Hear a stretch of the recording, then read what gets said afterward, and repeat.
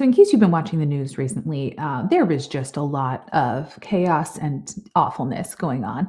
One of those awful things is Governor Abbott of Texas decided to come out and recommend that parents of transgender children should be punished for trying to support their children, which is very interesting and against literally every single medical advice from everyone in the medical community that is based on research, not just opinion. But he went ahead and recommended it anyway. And we're going to talk about it today from the perspective of healthcare.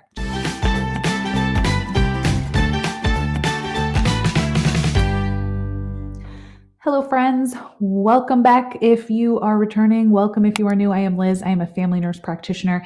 And on this channel, we just like to talk about shenanigans, nursing, all the other healthcare things, sometimes plants. It's fun. Today, we're going to be talking about Governor Abbott and his ridiculous recommendation that parents of transgender children who are providing gender-affirming care, and like the parents were like, hey, that's cool, I love you, let's do it, of any type should be reported to CPS. Due to the nature of this video, we're going to be talking about some things regarding mental health and abuse. And if that is not something that is going to serve you today, just skip this video. This one's not for you. I do encourage everyone else to watch it to sort of, even if this is, I know this is something that some people are like, oh no, I don't think that's okay no matter what. I would encourage you to just listen if you can, so that we can have a conversation. I'm very open to respectful conversation. But today we're not really arguing about a topic in general. We're just talking about, hopefully we're not arguing. We're just talking about what does this look like from a healthcare perspective? Because so far we're getting a lot of opinions from a lot of dudes that they aren't medically. Their background is not medical. This is also not my area of expertise at all. I am a primary care human, but this is something that would be, I'm going at it from a perspective of if my patients were to come and ask me, where do I stand here? I will leave some resources linked down in the description below of people who are much better at discussing this, because this is what they talk about all the time. But I think it's something we can all be at least a little bit educated on. And it's something where we need to stand up for the rights of our patients. So we should take the time to learn a little bit about the topic in general so we can stand up for a vulnerable population. I mean, that's what we're here to do in general, right? Okay.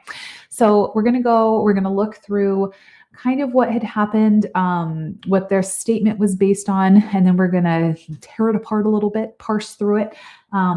We're going to look at ways that we're going to understand a little bit of what kind of gender affirming care that they were really talking about, what that looks like in case you're unfamiliar.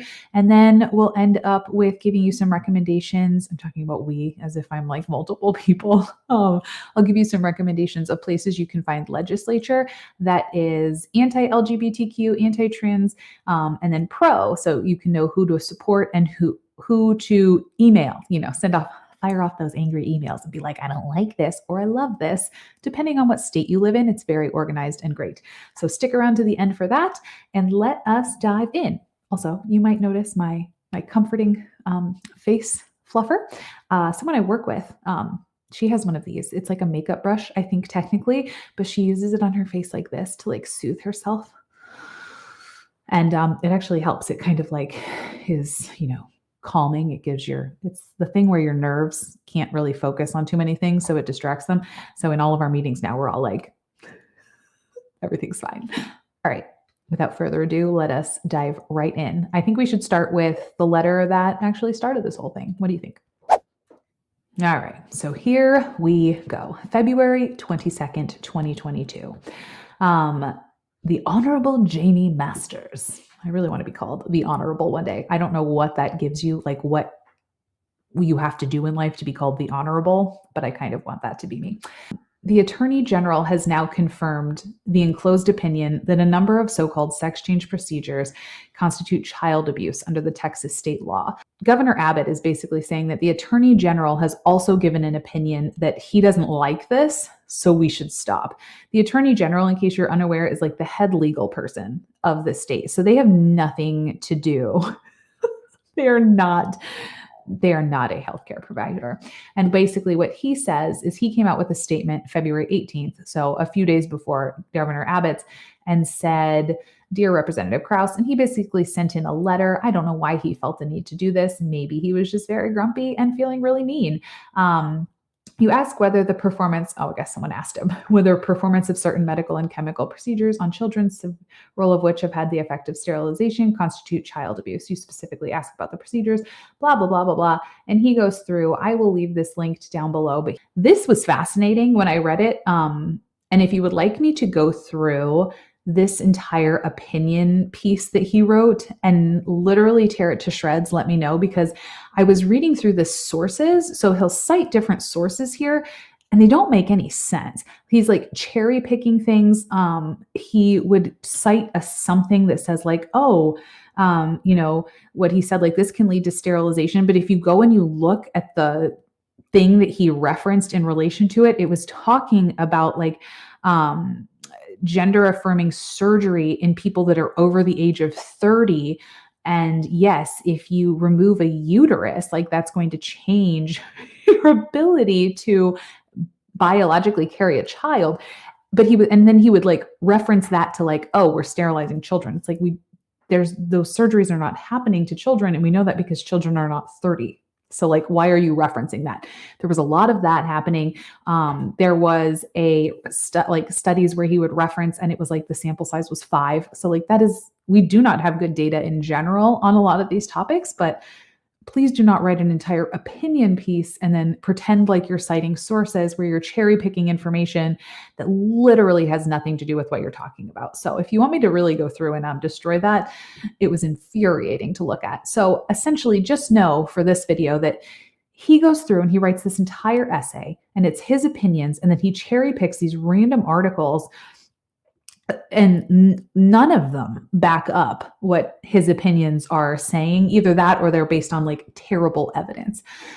So the summary, each of the sex change procedures and treatments enumerated above, when performed on children, can legally constitute child abuse under several positions of Chapter 261 of the Texas Family Code. When considering the question of child abuse, a court would likely consider the fundamental rights to procreation, issues of physical and emotional harm associated with these procedures and treatments, consent laws in Texas and throughout the country, and existing child abuse standards. So he is saying that if you are a parent of a child who's transgender and trying to get gender affirming care, that you are performing child abuse, essentially because some of these procedures can cause sterilization. That was like the big thing that they seem to be harping on. And Governor Abbott was saying like some of these things are not reversible and yada, yada, yada. So we are going to look at first let's look at what constitutes typically child abuse. Again, I'll leave timestamps below. We can skip over it. We're going to be very vague. I'm not going to go into detail, but we'll look at what Texas defines as child abuse right now. And then we'll look at what he is referring to in terms of the sterilization procedures. We'll show that that's not true in what the treatment options that we really have for children, and then what the treatment is currently, because they're kind of like, it's a fear mongering thing. You know what I mean? They're trying to make it sensational because that sounds terrible, like, oh my gosh, you're sterilizing these children. But in reality, like this is it's not what happened. And it's also not the recommendations of the scientific community based on science, not random articles written by people without a medical background where they cherry picked weird information from studies about 30-year-olds. Odd choice for your argument about children.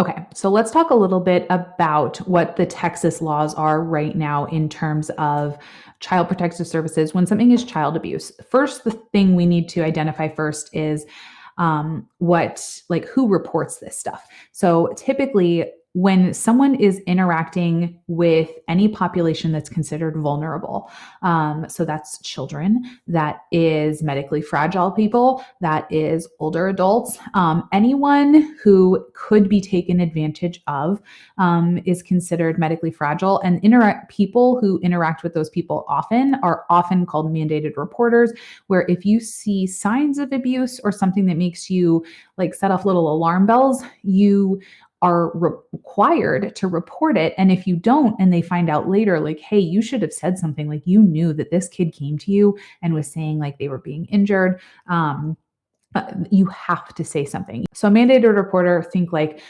doctors, nurses, teachers, social workers, therapists, along those lines.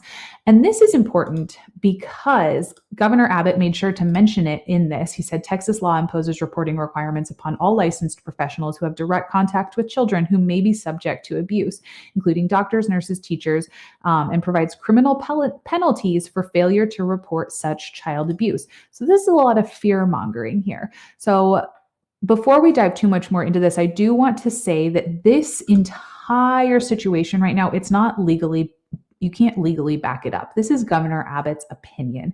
He thinks that CPS should look into these cases, and that the parents should be charged with, child abuse. They can look into it because he recommended it. So he kind of laid the idea, and said, hey, I think you should look into this. But the parents would likely not actually be charged because there's no legal grounding to it. So if we look at, like what are kind of the CPS rules in Texas, this goes over abuse and neglect. It's not going to be included under here under something that is like concrete. So it's likely that the parents they could be investigated because of this, but they will not actually be charged. However, just introducing this concept of this being child abuse is incredibly damaging. Like, can you imagine being that child or being that parent and thinking, oh my gosh, like me trying to support my child is viewed as child abuse? That's going to send the message to the child that this is wrong, this is damaging, and you are wrong, because if you are trying to receive medical treatment and you're being also told that that's like evil and bad, what kind of message is that sending? And we know from all the research that we have that for children, LGBTQ children who are transgender, having affirming care and people who accept them is incredibly, incredibly important. I have some articles that I'll leave everything linked down below, but providing safe and supportive environments, particularly through affirming relationship with family and peers, is so helpful in reducing depression and thoughts or actions of self-harm in adolescents and children who are transgender. Enacting legislation to protect safety of LGBTQ youth, that makes sense. I mean, you want to feel safe. Again, going back to the first point, it's not very affirming if your governor is saying that this is wrong. So that sends a terrible message. Reevaluating institutional practices that undermine positive youth development. I'm pretty sure this is the opposite of positive youth development. And building a community awareness and capacity to understand and address stressors that LGBTQ youth may experience. And this is just LGBTQ youth in general. This is there's even more data showing that children who are transgender, need the exact same thing. And they're even more at risk because that's even more niche down where people are more likely to be really harmful and awful to them. I'm going to leave these stats up here just of kind of what we know in general about, LGBTQ populations in general. The Trevor Project has a lot of really great data. Very sad data, just showing that self-harm is the leading cause of death amongst young people. So first of all, like that is a big problem. I feel like Governor Abbott's message here was like, oh, this is child abuse, versus I would argue this other that like what is the ultimate harm? We have to look at a harm reduction, right? That's what we do all of the time in healthcare is we look at harm reduction. What is going to harm the least and help the most? So over here, we have reporting parents to CPS who are trying to provide care for their children that is evidence-based. And then over here, we have a lot of thoughts of self-harm and self-hate, leading to potentially very awful outcomes. And we know what is going to decrease over here. What's going to help decrease depression and thoughts of self-harm? And that is supporting children. And so this is directly contradicting that. And I just think by enacting this, it is going to you're just going to set the balance way the other way. So now our rates of depression, self-harm in these kids is going to go way up because you're taking away the one thing, if they were like, I don't want to say fortunate, but it's how I feel. Like if you were fortunate enough to have a parent that said, I love you, I support you no matter what, that's going to decrease over here. Keep getting my hands mixed up. Decrease the amount of self-harm, depression. And that's ultimately what we want, right? As humans, as healthcare providers, is we want to decrease that number 2 reason of mortality in this population. Number 2, that is huge. So with the Trevor Project, they see this is going into all LGBTQ, 4 times more likely to consider self-harm or make a plan. Like, this is not a small problem. This is something we really need to take seriously. It's not willy-nilly, and the risks of not doing it are, as we have now seen, incredibly high. So let's take a look. So they are going back to, we went on a little tangent there, going back to what happens with this recommendation. So Governor Abbott is saying, hey, I think you should investigate them. Even if they can't get charged, we should start making this a problem. And where this also becomes problematic is this is going to snowball. This is going to make other people think like, oh, this is fine to now report. That's going to spread a bunch of fear. Talking about it legalistically and saying that you are going to be required to report it as a nurse, that wouldn't be enforceable yet because of the fact that it doesn't have legal backing. But there's going to be nurses out there that do it. There's going to be teachers out there that do it. And then they'll be able to look back at this and say, well, he said to. And even though those parents, again, won't get charged, how damaging is that for the child, for the family? That investigation process is incredibly intense and stressful, and it's adding to an already overburdened system.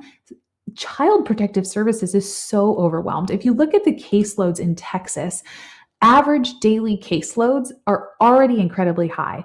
In the Austin area, 20.5 children per day is what the workers are trying to deal with. So this is like per worker. Midland, 19.9.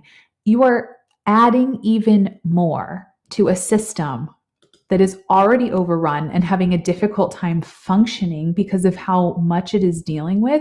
And then you're adding children. I would argue that a parent who is undergoing this with their child and going through it and supporting them in this way, that is like the definition of love and support. So you are unnecessarily clogging up the system, looking into these parents who obviously care for their child. Obviously. And it is mind-boggling. So there's going to be people who report it. There already have been. But I don't want anyone out there, if you were a nurse, to worry about being, I know the Governor Abbott in his message said like, oh, you will be prosecuted if you don't report. However, like there's no legal backing to that. But it's opening the door to the discussion to put it out there. This is also, it's confusing because he really does make it sound like it is legally binding. And the punishments for if you're a mandated reporter and not reporting, they can be pretty intense. So even though this is not legally enforceable, you could look this up and you could get easily confused and think that if you don't report it, that it's a Class A misdemeanor. So this isn't just like a slap on the wrist. This is like oh, dang. And I just see this spiraling into something like totally chaotic. Okay, so let's pivot a little bit and take a look at what are they trying to argue as the basis of this? Like what is the, when we had that balance of, mental health and safety concerns, what are we weighing that against? Because Governor Abbott seems to think that whatever is over here, which is, he's saying like essentially forced sterilization, is way more risky than over here. And I would argue that this is riskier than this. So let's take a look and see. So he's saying, if we go back over here, he was saying that the Attorney General, who remember has no medical experience, it was worried about, where did we see? Oh, can cause sterilization, mastectomies, and removal of otherwise healthy body parts and administering of puberty blocking drugs or supraphysiologic doses of testosterone or estrogen. So just break down part by part. Elective procedures for gender transitioning, including reassignment surgeries. Though reassignment surgeries are not usually performed until the children are over 18, because this is not like a willy-nilly discussion. This is something, if your child is transgender, there's usually like gender centers. I forget what they have like a better name than that. Gender-affirming care centers. And you go and there's a whole team of people who have spent years researching this and understanding too that as we dive into all of this, like the research is still coming out, but wouldn't you want to err on the side of saving lives, which is probably over here?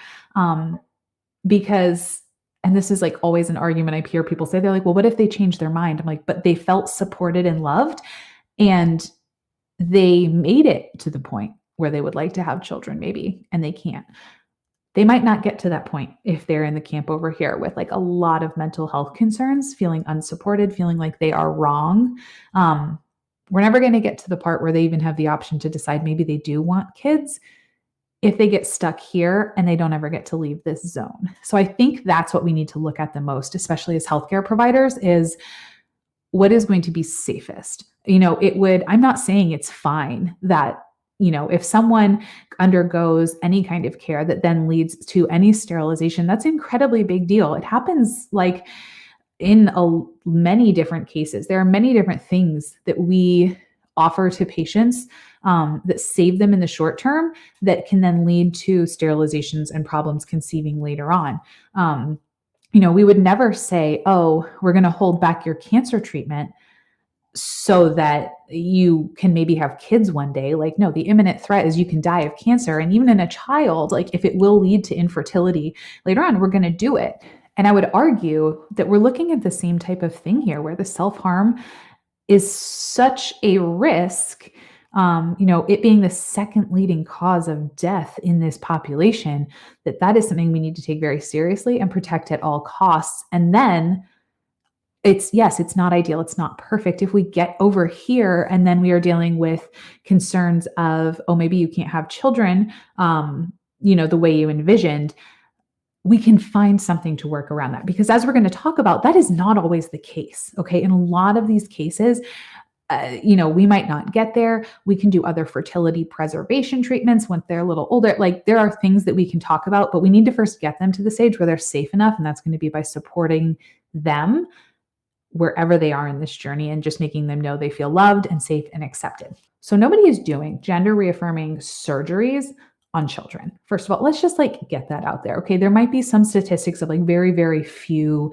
but that's really not if you look at any research, that is not the norm. Okay. So this is just fear mongering. People aren't having mastectomies when they are under 18. We're not chopping off otherwise healthy body parts in children. I would also just like to point out that we do that to little boys all the time, but it's probably not a popular opinion of these people. But we do that all the time and no one bats an eye. We're like, oh yeah, that's very normal.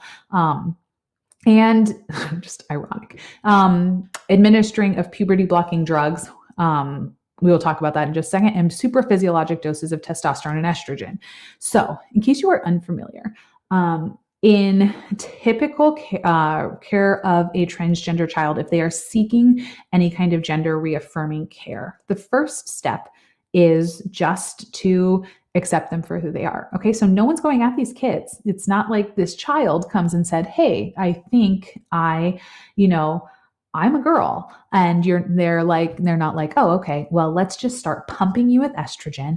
Let's go chop off all these parts that you aren't necessarily identifying with. And bam, there you go. You're 8 and we're just going to do this. That's not what happens. It's a long step of a lot of therapy, a lot of different, experts in the field. And it comes first with just supporting them and using the pronouns, using a name, allowing them to dress, allowing them to exist in society in a way that feels comfortable for them in their body.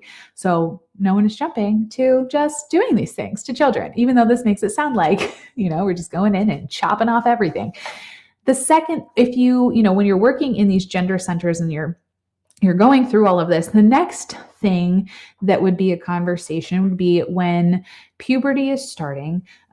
You can, or if in puberty is young, if you're on the younger end, you can do it anytime, but it's most effective in terms of slowing the progression of puberty if it started early, so like 10ish to 12ish in girls, and more like 11 to 13 in boys, because boys have puberty slightly later than girls.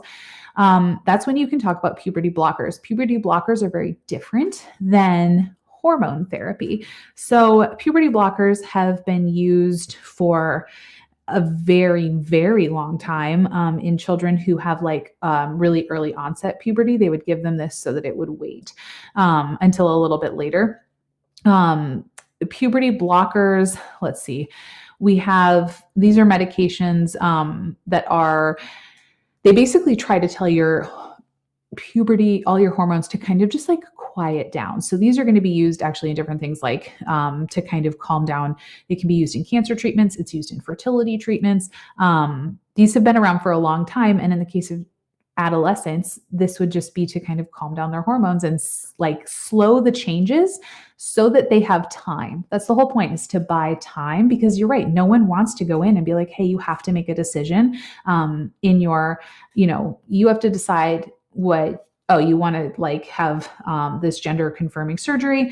Okay, we're just going to run with it. No, everyone realizes that like, hey, we should just take this slow and see where things go and make sure this is like the right way. This is something that you really want, and you're in a brain space where you can make these choices.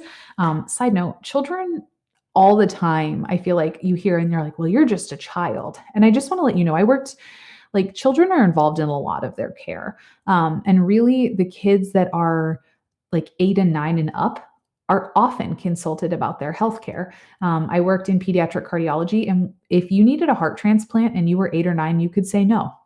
And really, even if your parents said yes, you as a child, you could say no, because they recognized that even though you were young, like if this was something that was so against, like if you didn't want that, like obviously a lot of other people, there was going to be others involved, but like children's opinions about whether they want to keep dealing with chemo, whether they want a heart transplant, their opinions matter, and we value them in healthcare. So this is not just in this one setting where all of a sudden we're listening to these kids and being like, oh, well, they said they wanted it. It's a decision that's taken very carefully. And the point of these hormone blockers is to give time. So who would necessarily be a good candidate for someone who would get a hormone blocker? Showing long-lasting and intense pattern of gender nonconformity or gender dysphoria.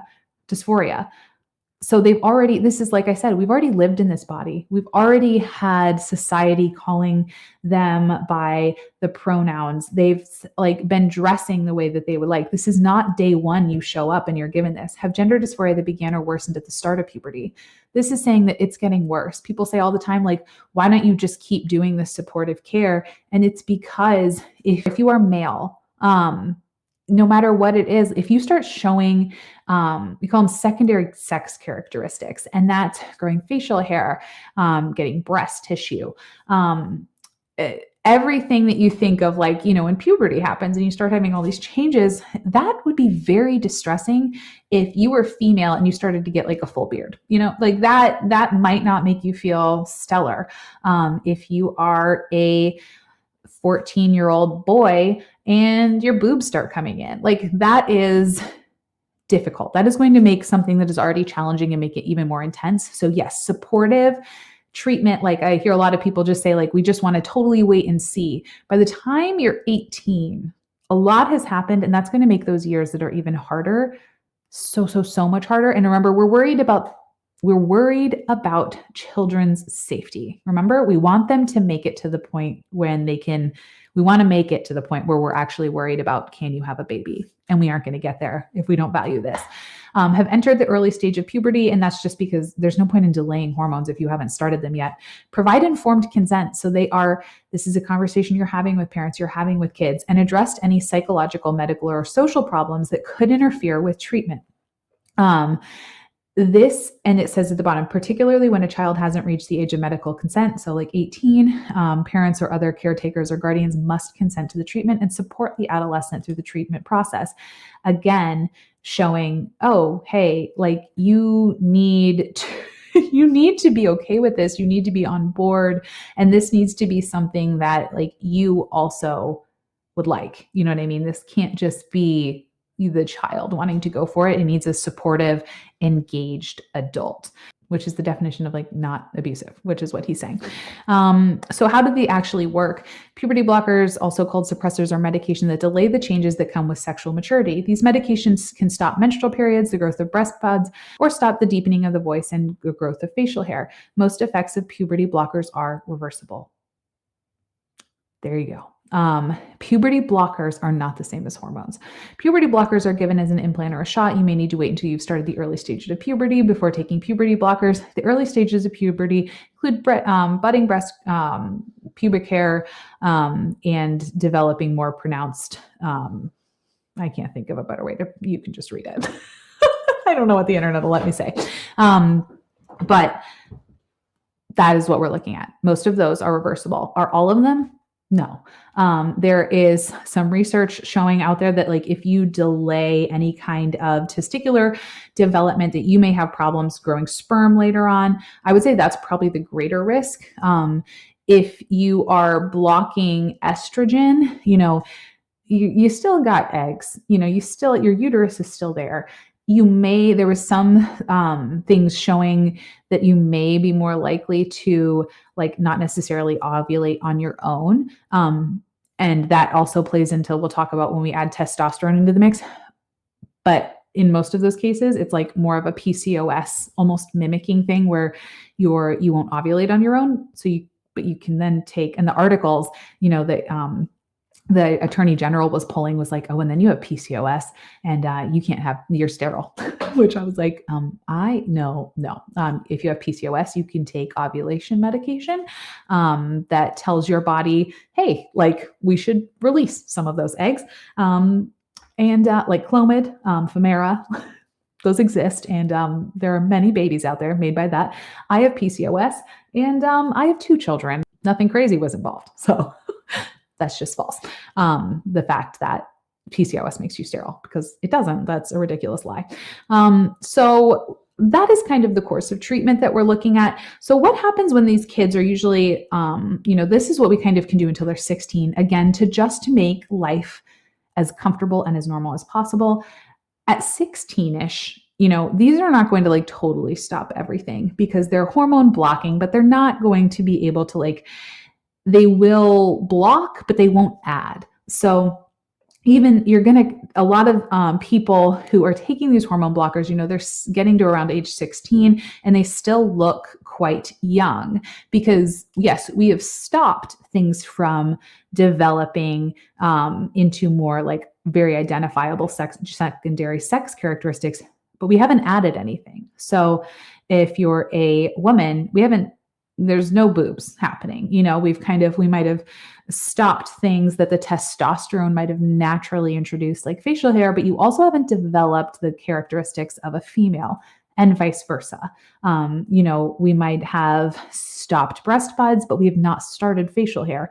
And in order to make that jump, that is when we are talking about hormones. And hormone therapy is something that is very, very different.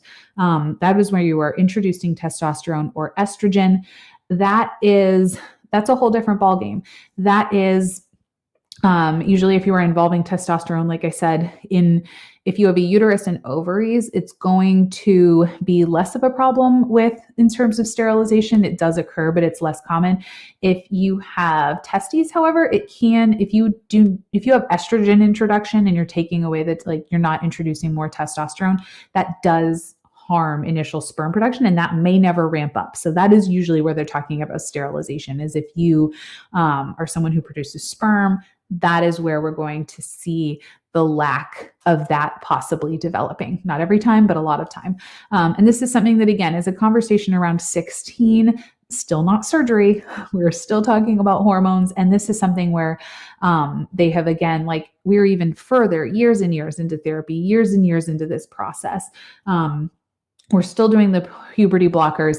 And this is a 16-year-old. So these are, hormones get more complicated. Yes, you can. The effects can be, some of them are reversible, some of them aren't. But this is also much less common. It's less common for people to hit this age and then receive this. So the fact that the law and he's recommending this is just like he makes blanket statements saying that, he called it supraphysiologic doses of testosterone or estrogen. I mean, it's super physiologic would be saying higher than normal. Well, I mean, you're trying to it's just kind of adding in what they would have had if if things were functioning as they would. So it doesn't really make sense to say that. That would be anything extra, anything you're adding is technically super physiologic because, if you're a woman and you're getting estrogen, it just doesn't, the argument make it make sense.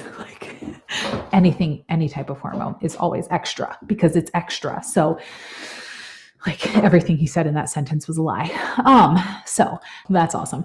But also related to going back to fertility, ACOG, the American College of Obstetrics and Gynecology, talks about what about pregnancy? What does pregnancy look like after hormones? And even after gender-affirming surgery. Some kinds of hormone treatments make it harder for you to have a baby in the future. Some kinds of surgery make it impossible. So that would be if you remove a uterus, if you remove testes. I mean, you're not going to make sperm. Talk about this with your healthcare provider before you have treatment. If you think you may want to have a baby in the future, there are ways to make that possible.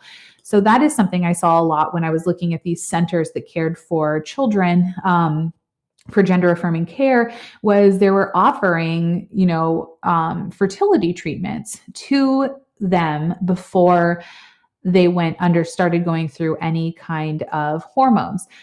This is going to have to be balanced with a lot of, if you want to go on hormones to protect your fertility, you are probably going to be supporting secondary sex changes that you do not feel, that don't align with who you are. So that is it's a really difficult concept to balance. Some people are obviously going to say, hey, that is worth it for me. I think I want that later.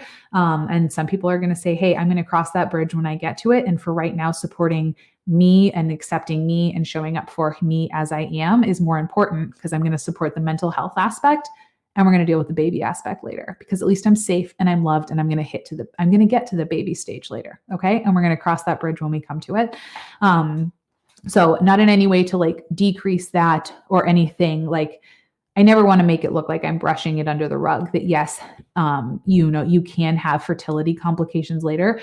But I think the bottom line of this is this law and this kind of sentiment completely undermines how dangerous not supporting these kids are over here in mental health, in making them like themselves enough to want to one day get to the babies. You know what I mean? But that's kind of what, in case you were curious, that's what the hormonal treatments kind of look like. And then usually when you get to 18, that's when you can start having conversations about maybe one day having surgery. A lot of times it's not covered by insurance. Some insurances are getting better about it. And so that's not even always attainable for a long time. And some people just they don't prefer that. But that is something that happens later. That is not something that, people are going in and just, that's not something that's happening. That's a fear-mongering technique. And yeah, hopefully that gave you a little bit better of a overview of kind of what this issue looks like. I think it was presented obviously in a very one-sided way, and it really discounts the very real risk that there is to these adolescents and children, which is feeling unsupported, feeling feelings of that, you're a mistake, you are wrong, obviously, because if something is child abuse, then if you existing and being supported by your parents is child abuse, what does that say about who you are as a human? And just going back to the American Academy of Pediatrics, the psychology, all the literally every single group of people who are basing their recommendations based on science are saying, hey, we need to support transgender kids where they're at, LGBTQ kids where they are at. That is the most important thing, is just supporting them, letting them know that they're loved and accepted and they're supported. So we get these kids from here, and then we can worry about babies later, okay? Because you're not going to be worrying about that if something terrible is happening over here.